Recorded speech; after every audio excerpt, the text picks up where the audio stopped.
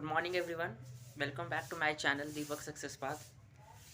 कल 6 तारीख था और 6 फरवरी को जो एग्ज़ाम हुआ ना, उसका मैं एनालिसिस करवाने वाला हूँ। बहुत इंपॉर्टेंट है भाई, देख लेना।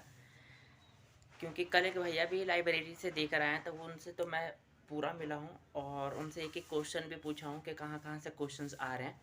तो मैं आपको क्वेश्चंस बताता हूँ कि सबसे क्वेश्चन तो बता नहीं सकता, लेकिन मैं आपको टॉपिक बता देता हूँ कि कहाँ कहाँ से क्वेश्चन जो है बन रहे हैं। सबसे पहले मैथ में थोड़ा सा लेवल बढ़ा है, बट मैथ तो क्वालिफाइंग है और रीजनिंग भी क्वालिफाइंग है, तो उससे कोई दिक्कत नहीं है।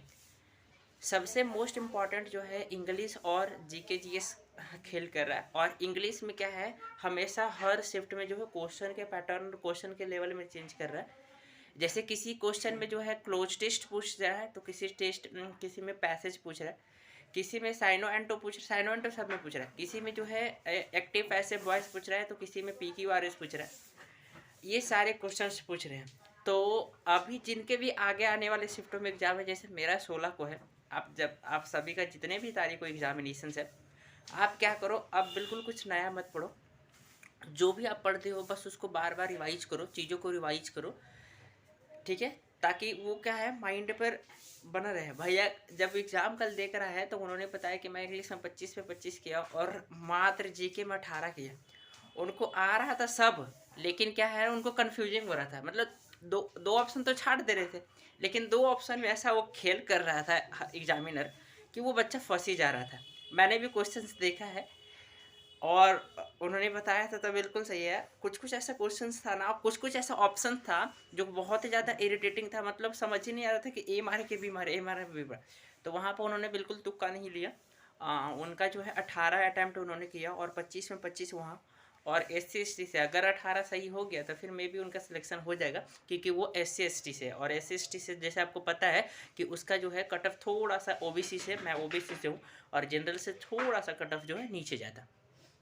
तो अब सबसे इम्पॉर्टेंट बात है कि अब जिनका भी आगे आने वाले शिफ्टों में एग्जामिनेशन है, सबसे पहले मैं कुछ चैप्टर बता रहा हूँ, आप वहाँ से पढ़ लो, रट डालो, उसको बार बार रिवाइज करो, क्योंकि मैं उसी को कर रहा हूँ। सबसे पहला जो है साइनो एंटो, भाई रट डालो। कहाँ से करना है मैंने आपको सोर्स बता चुका हूँ, संजीव सर से आप रिवाइजन कर सकते हो, उनके 7 days 7 मैराथन से कर सकते हो। तो पहले साइनो एंटो करना है, ठीक है। साइनो एंटो जब हो जाएगा, जैसे सीरीज बता रहा हूँ उसी में करना है, पहले जो साइनो एंटो करना है, और साइनो एंटो जब आपको अच्छे से हो जाए, उसके बाद आपको क्या करना है, इडियम फ्रेजेस करना है। बहुत इंपॉर्टेंट है, क्वेश्चन आ रहे हैं। इडियम फ्रेजेस हो गया, तो साइनो एंटो हो गया, इडियम फ्रेजेस हो गया।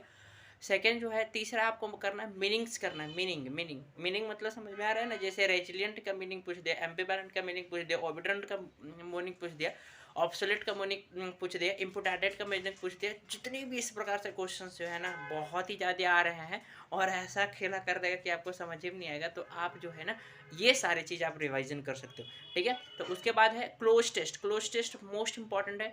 किसी शिफ्ट में क्लोज टेस्ट आ रहा है, तो किसी शिफ्ट में पैसेज आ रहा है। अगर जिसके एग्जाम में पैसेज आ गया, तो इसका मतलब 5 में 5 सही होने का उम्मीद है। लेकिन थोड़ा सा क्लोज टेस्ट में एक दो क्वेश्चन जो है ऐसा डालता है कि कंफ्यूजिंग हो जाता है। लेकिन क्लोज टेस्ट पैसेज क्या है, ऊपर पैसेज पढ़ो, नीचे आंसर दो। और कुछ कुछ ऐसे बच्चे बता रहे हैं, स्टूडेंट बता रहे हैं या फिर भैया बता रहे थे कि पैसेज पढ़ने की जरूरत नहीं पड़ रही, क्योंकि नीचे ऐसा क्वेश्चन पूछ रहा था, मैंने खुद देखा था कि पास्ट परफेक्ट टेंस कौन सा है। इसमें से चार ऑप्शन दे दिया था, उसमें से पास्ट परफेक्ट चूज करना था। प्रेजेंट परफेक्ट क्या है, तो इसमें क्या ऊपर पढ़ने की कोई आवश्यकता है नहीं। तो कुछ कुछ क्वेश्चन ऐसे थे जो डायरेक्ट जो है पढ़कर आ रहे थे, तो यहाँ पर आ गया। उसके बाद आपको क्लोज टेस्ट हो गया, फिर पैसेज हो गया। हाँ, फिर PQRS भी कर लीजिएगा, क्योंकि PQRS बहुत ज़्यादा आ रहे हैं। और उसके बाद एक फ्रेजल वर्ब भी आ रहे हैं। जैसे फ्रेजल वर्ब का मतलब पुट आउट का मतलब क्या होता है, पुट ऑफ का मतलब क्या होता है, पुट इन का मतलब क्या होता है। इस प्रकार से जितने भी क्वेश्चन फ्रेजल वर्ब का है, आप फ्रेजल वर्ब भी कर लेना। फिर प्रीपोजिशंस कर लीजिएगा, ठीक है। तो ये जो मैंने टॉपिक बताया है, अगर आपने कहीं से भी पढ़ा है, आप इसको एक बार जो है गो थ्रू कर रहे हो, ठीक है। आप इसको क्या कर रहे हो, एक बार जो है ना गो थ्रू कर दो, और आपको अच्छे से याद हो जाएगा, ठीक है। और रिवाइज भी हो जाएगा। तो आप जो है ना इसको क्या करना, गो थ्रू कर लेना, ठीक है। आप इसको अच्छे तरीके से गो थ्रू कर लेना, फिर आपको हो जाएगा, ठीक है। ये तो बात रहा था इंग्लिश का। अब हम बात करते हैं जीके जीएस में। तो जीके जीएस जिसका सबसे बड़ा खेल है, वो है जीके जिसमें कुछ अनप्रडिक्टेबल है। किसी क्वेश्चंस में जो है करंट 3 से, पहले वाले शिफ्ट में पता चला 6 से 7 करंट है, लेकिन कल भैया बता कर आए कि करंट अफेयर का मात्र 3 क्वेश्चंस आया था। वो भी मैं बता देता हूँ। करंट अफेयर का जो 3 क्वेश्चंस आया था, एक जो है स्पेस वाले से क्वेश्चंस आया था, सेकंड जो है एक स्कीम वाले से क्वेश्चन आया था, मैं लेटेस्ट बता रहा हूँ, एक स्पेस वाले से क्वेश्चन आया था। सेकंड जो है स्पेस वाले से एंड स्कीम वाले से क्वेश्चन आया था। तो आप जो है स्पोर्ट्स स्कीम ये दोनों क्वेश्चन बहुत ही इंपॉर्टेंट है, तो आप वहाँ से कर लेना, ठीक है। उसके बाद जो मोस्ट इम्पॉर्टेंट जो अगला जो टॉपिक आता है इंग्लिश जीके जीएस का, उसमें आप इकोनॉमिक्स कर सकते हो। इकोनॉमिक्स में 5 ईयर प्लान से क्वेश्चन आ रहे हैं। उसके बाद है एम्प्लॉयमेंट से क्वेश्चन आ रहा है कि बेरोजगारी कितने कितने प्रकार के होते हैं और कौन सा बेरोजगारी कहाँ पे पाया जाता है, तो आप एम्प्लॉयमेंट से कर सकते हैं। तो इकोनॉमिक्स हो गया। इकोनॉमिक्स में जीडीपी जीएनपी आप कर सकते हो कि फॉर्मूला निकाल देगा कि जीडीपी से जीएनपी जाना है तो कैसे निकालेंगे, तो आप वो फॉर्मूला कर सकते हो, ठीक है। तो ये तो हो गया 3। उसके बाद आपको हिस्ट्री में क्वेश्चंस आ रहे हैं। कल शिफ्ट में 2 से 3 क्वेश्चन था हिस्ट्री में। तो हिस्ट्री में एंशिएंट, मॉडर्न एंड मेडिएवल आप उसको रिवाइज कर सकते हो। और मेडिएवल हिस्ट्री में जो है आप दिल्ली सल्तनत कर लेना, क्योंकि वहाँ से क्वेश्चन बन रहे हैं। जैसे मैं आपसे कुछ क्वेश्चन पूछता हूँ कि बताओ सिल्वर टंका और जीतल कॉपर किसने इंट्रोड्यूस किया था, वो कौन सा मुस्लिम शासक था जिन्होंने कॉपर सिल्वर टंका जो जीतल था कॉइन था वो इंट्रोड्यूस किया था। तो आपको इसको आंसर कमेंट बॉक्स में बता देना, ठीक है। और क्या हो गया, तो ये तो दिल्ली मतलब हिस्ट्री आ गया, इकोनॉमिक्स आ गया। इकोनॉमिक्स के बाद इसमें जो है ना सबसे इंपॉर्टेंट जो मैं स्टैटिक जीके बता रहा हूँ, जहाँ इसका वेटेज बढ़ा है। स्टैटिक जीके में सबसे पहले आप डांस कर लेना। डांस के बाद फेस्टिवल एक क्वेश्चन आ रहे हैं। डांस हो गया, फिर फेस्टिवल आ गया, फिर उसके बाद जो है बुक एंड ऑथर से भी क्वेश्चन आ रहे हैं। तो बुक एंड ऑथर वो भी स्टैटिक्स वाले। कल एक भाई पूछ रहे थे कि करंट अफेयर आ रहा है या फिर स्टैटिक वाला, तो नहीं, ये सारे जो जितने भी टॉपिक है ना सारे स्टैटिक्स वाले क्वेश्चंस आ रहे हैं। तो आप जो है स्टैटिक्स पे ही ध्यान दोगे, तो स्टैटिक्स वाले आप पोर्शंस उसको कंप्लीट करोगे, ठीक है, ताकि आपको जो है आगे एग्जामिनेशंस में जाके हेल्पफुल मिले। तो आपको स्टैटिक्स वाला करना है। उसके बाद क्या डांस वाला हो गया। उसके बाद सितार जो है वो पूछ रहा था, जो मैंने कल बताया था कि एरोफोन, ये सारी चीज़ क्वेश्चन पूछने थे, तो आप वहाँ से कर सकते हो।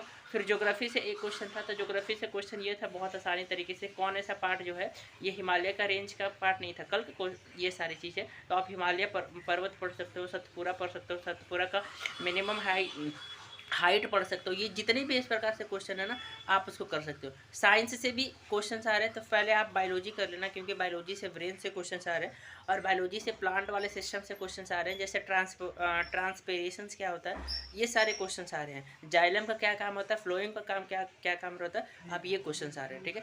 तो ये हो गया। फिर केमिस्ट्री आप कर लेना, पीरियोडिक टेबल कर लेना केमिस्ट्री में, और सॉल्यूशन से क्वेश्चन आ रहे हैं। क्वेश्चन पूछ देगा कि सस्पेंशन का साइज कितना होता है, तो आपको वो बताना है।